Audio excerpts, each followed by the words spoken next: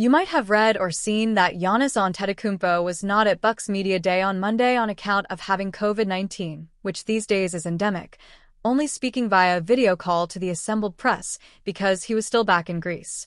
At the time, he was waiting for a negative test and/or medical clearance to travel.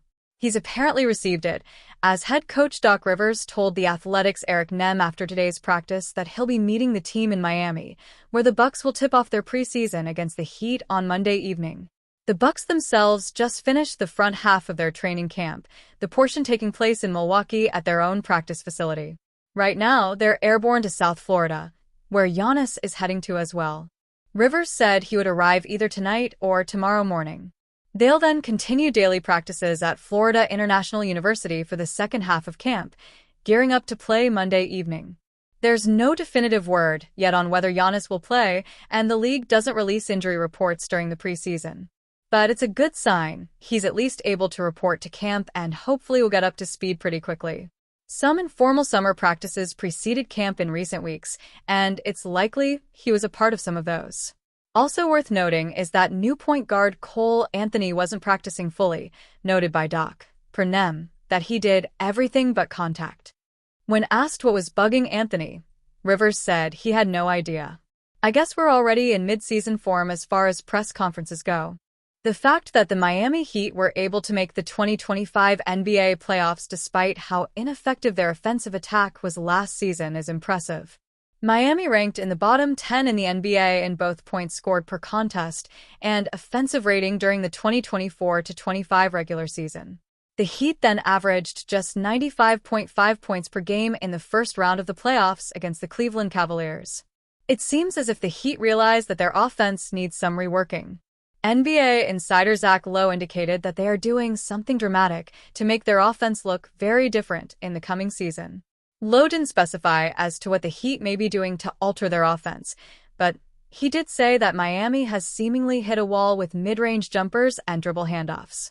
Some NBA teams have had success building their offenses around the three-point shot, and it may be time for the Heat to do just that.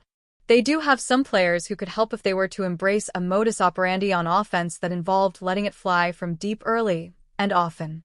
Davion Mitchell, Tyler Herro, and Norman Powell all shot it from deep at a high level last season. Andrew Wiggins certainly can't be left open. Even Miami's big men can space the floor a little bit. Bam Adebayo has worked to add a better three-point shot to his repertoire, and Kelly Oubre showed a willingness to shoot threes as a rookie last season. Nikola Jovic is also a threat from deep. However, Miami still lost probably its best shooter this offseason. The Heat dealt Duncan Robinson to the Detroit Pistons in a sign-and-trade deal, and the 31-year-old is a career 39.7% three-point shooter on 7.2 attempts per game. Whatever the big change Miami makes on the offensive end of the floor proves to be, what matters is that it will allow its offense to reach new heights. Lowe's report gives fans of the team just one more reason to be looking forward to its season opener on October 22nd. In a thrilling preseason opener against the Miami Heat, Jace Richardson showcased why he is considered one of the most promising rookies in the league. The young guard's performance not only highlighted his skills, but also signaled his readiness to make a significant impact for the Orlando Magic this season. With the spotlight firmly on him, Richardson delivered an electrifying display that had fans and coaches buzzing. His ability to navigate the court with confidence was evident from the start. Key contributions on both ends of the court. Throughout the game, Richardson demonstrated his versatility, contributing effectively on both offense and defense. He scored crucial points when the Magic needed them most, displaying a keen sense for finding the basket. His shooting accuracy, combined with his knack for creating his own shot, left defenders scrambling and opened up opportunities for his teammates. Defensively, Richardson was equally impressive. He harassed the Heat's guards, showcasing his ability to disrupt plays and generate turnovers. This two-way impact not only energized the crowd but also reaffirmed the Magic's decision to draft him, setting the stage for the regular season. As the Magic look ahead to the regular season, Richardson's debut is a promising sign of what's to come. His seamless integration into the team's system suggests that he could be a vital piece in Orlando's pursuit of success. Coaches and fans alike are eager to see if Richardson can maintain this level of performance as the games become more competitive. If his preseason showing is any indication, the Magic may have found a gem in this rookie, ready to help turn the tide for the franchise. In the world of the NBA, where potential often meets pressure, Jace Richardson has taken the first steps toward proving he belongs among the league's elite. Tyler Herro will be out between 10 to 12 weeks with a foot injury.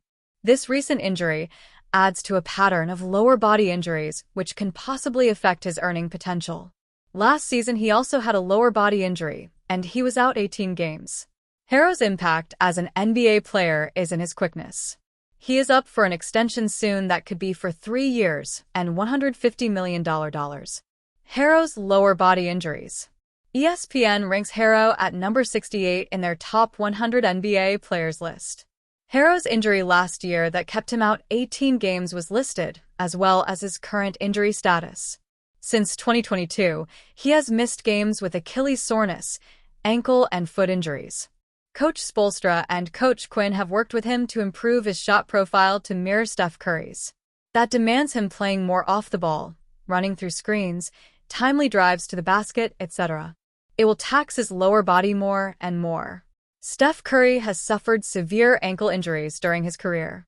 Reggie Miller and Ray Allen also mirror a similar shot profile and had a mixed history of lower body injuries.